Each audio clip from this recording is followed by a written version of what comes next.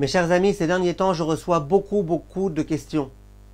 De gens qui me disent, on entend en ce moment au nom des tzadikim, qu'il faut impérativement le plus vite possible venir en Israël et quitter la France et quitter les autres pays, parce qu'il paraît que l'antisémitisme va aller en grandissant de jour après jour.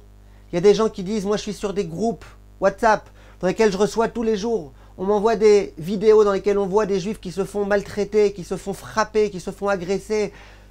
À Londres par exemple récemment, dans d'autres endroits. Il y a des gens qui me disent aussi, j'ai l'impression quand j'entends ces personnes-là parler, qu'il vaut mieux que j'aille habiter en Israël, même dans la rue, plutôt que de rester en France, chez moi à la maison tranquillement.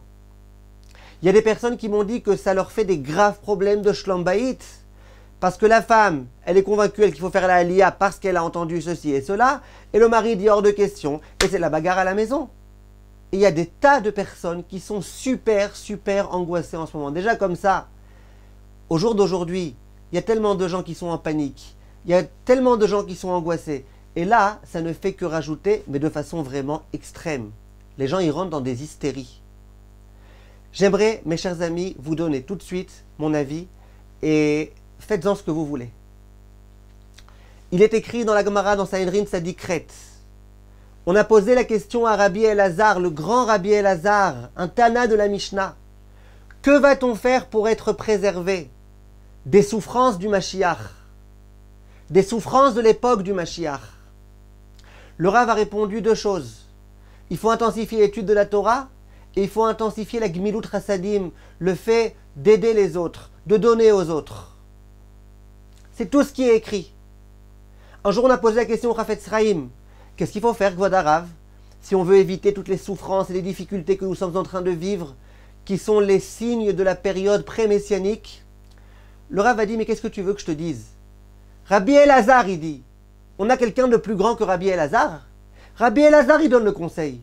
Et il dit Torah et Gmilut Chasadim.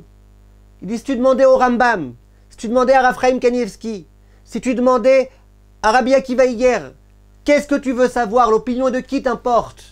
Il dirait, ben c'est l'opinion de Rabbi Elazar, et ben voilà, Rabbi Elazar il te l'a dit. Torah et Gmilut Chasadim. Récemment, on a posé la question au Rav Chaim Kanievski, que faire en ce moment? Et le Rav Chaim Kanievski a effectivement approuvé le fait, en apportant un midrash, qui dit que lorsque tu vois deux pays qui se battent l'un contre l'autre, sache que c'est le Mashiach qui va bientôt arriver. On lui a demandé alors qu'est-ce qu'on fait? Il dit qu'est-ce qu'on fait? Torah et Gmilut Chasadim. Il y a une autre Gemara dans Masechet Shabbat Kuf Yutret, qui dit que celui qui accomplit les 3 repas du Shabbat, qui accomplit bien le Shabbat, il sera préservé des souffrances pré-messianiques et de la guerre de Gog ou Magog. Nous avons, mes chers amis, des enseignements de nos géants Chachamim, qui nous disent comment faire pour parer aux souffrances de l'époque du Mashiach. Il y a écrit nulle part, il faut impérativement venir en Israël, sinon on va tous mourir. C'est pas écrit ça, il y a écrit ça nulle part. Chachamim, ils ont su nous dire ce qu'ils avaient besoin de nous dire. Et si aujourd'hui, vraiment, il fallait impérativement venir, eh bien, tous les Gdolei Hador, ils le crieraient. Le Rav Chaim Kanievski, il le dirait. Rav Moshe Sternbuch, il le dirait. Tous les grands Chachamim de notre génération, Chacham Shalom Cohen le dirait. Le Rav Moshe Tzadka le dirait.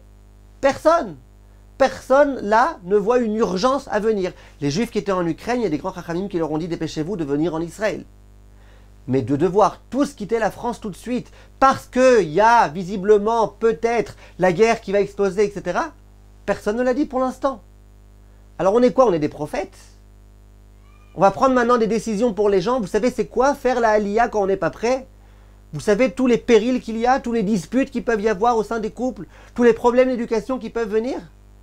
Alors vous savez bien, moi je suis le premier à dire que ça vaut le coup de faire Bezrat Hashem rapidement la aliyah. Ça vaut le coup de venir Bezrat Hashem en Israël. Et qu'en Israël, c'est sûr qu'on est plus protégé que partout ailleurs. Et c'est évident que les gens qui seront là au moment de la venue du Mashiach, ils auront un mérite particulier. Et que ça vaut le coup aussi d'être enterré en Israël. Tout ça, je le dis. Et je passe mon temps à le dire. On ne pourra pas me reprocher de ne pas le dire. Mais de faire une propagande dans laquelle on abuse de la faiblesse des gens, de l'angoisse des gens, pour envoyer tout type de WhatsApp, là, comme si il y a 20 ans ou il y a 30 ans, il n'y avait pas d'agression dans les rues. Comme si en Israël, il n'y a pas d'agression dans la rue. Faire peur aux gens.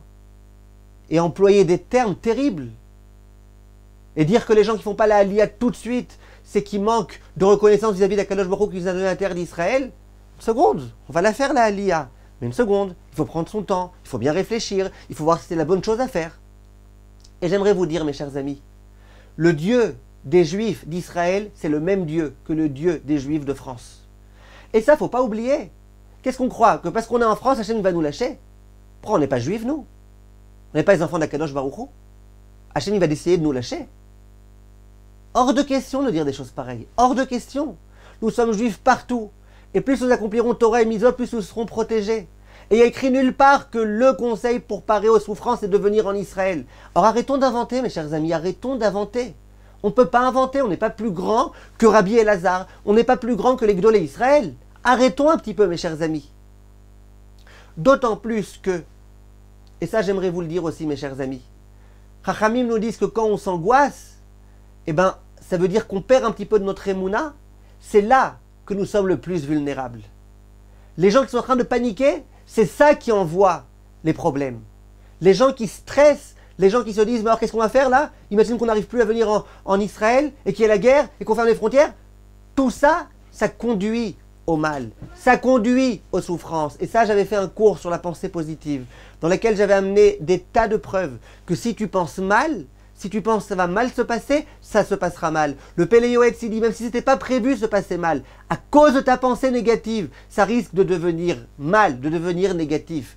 En ce moment, ce dont nous avons le plus besoin, mes chers amis, c'est de renforcer les gens, de réconforter les gens, de rappeler aux gens que partout où ils se trouvent, Hachem se trouve avec eux. C'est ça notre devoir, avant toute chose. C'est ça notre devoir. Alors les personnes, ils me disent, est-ce que je dois me désinscrire de ces groupes-là? Moi, je n'ai pas tellement envie de leur dire, oui, désinscrivez-vous, mais qu'est-ce que vous voulez que je fasse? On est dans un monde dans lequel les gens, ils disent des bêtises. Et les gens, ils angoissent. Et les gens, ils essayent de dire ce qu'ils ont à dire alors qu'ils n'ont pas la moindre connaissance en Torah. C'est de la folie. Tu t'es pris pour qui? Pour un prophète? Tu t'es pris pour qui? Pour une prophétesse? Dvorah Nevia? Pour qui tu t'es prise? Pourquoi on fait ces choses-là? C'est gravissime, mes chers amis, ce qui est en train de se passer. Et je vous invite, Bezrat Hashem, à bien réfléchir à ce que vous faites. J'aimerais vous dire, mes chers amis, lorsque Esav était en train de poursuivre Yaakov, la maman de Yaakov, Rivka, elle lui a dit, je vous lis dans les mots, Koum, berach lecha, el lavan achi harana. Vas-y, prends la fuite, que Esav ne puisse pas te tuer. Ensuite, Yaakov s'est rendu chez son père l'a appelé. Et il lui a dit, écoute mon fils, Koum, lech padena aram.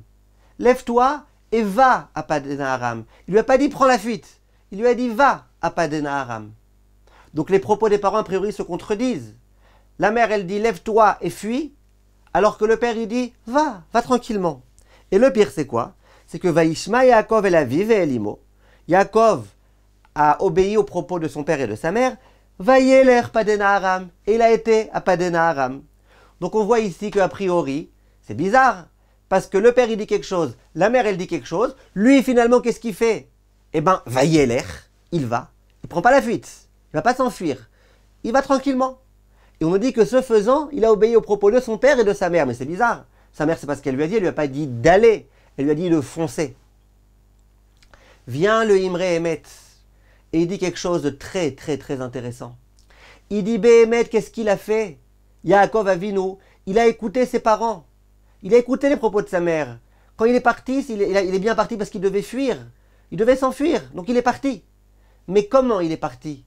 Il est parti en allant. Il n'est pas parti en courant. Il n'est pas parti dans la précipitation. Il est parti vayeler, en allant. Le but bien précis c'était de fuir son frère, mais il a été. Il a été rapidement, mais il a été. Il a été en réfléchissant. Il a été en connaissance de cause que Hachem est là pour le protéger. Donc maintenant il faut faire la ishtadlout de s'en aller, on s'en va. Mais on s'en va tranquillement. Ça c'est ce que je voulais, mes chers amis, que vous sachiez.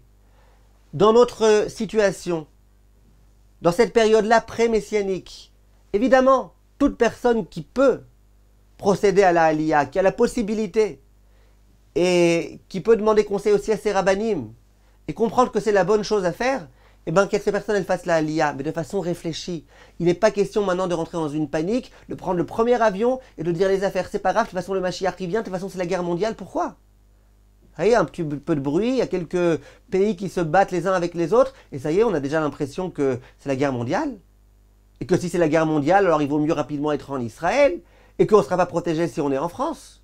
Mes chers amis, le jour où les Gdoléador ils nous demanderont rapidement de nous en aller, eh ben, j'inviterai tous les Français et tous les gens des autres pays à s'enfuir le plus vite possible. Malgré tout, dans le calme. En ce moment, réfléchissons bien, tranquillement, et ne nous inquiétons surtout pas. Akadosh Baruch Hu nous protège partout.